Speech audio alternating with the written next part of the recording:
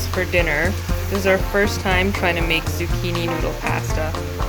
We have tons of zucchini going bad in the fridge, so hopefully it works out. And then with the beans that we made, we're gonna make burrito bowls with some veggies and some avocado and some rice.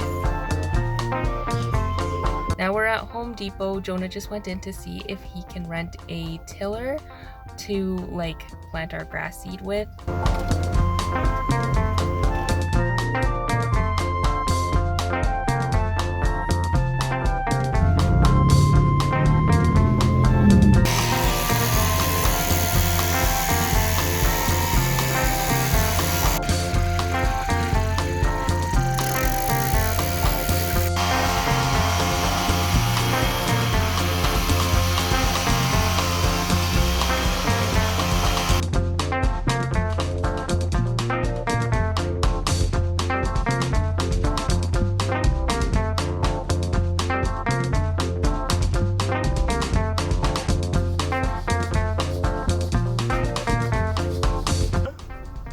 And go back with nothing to return.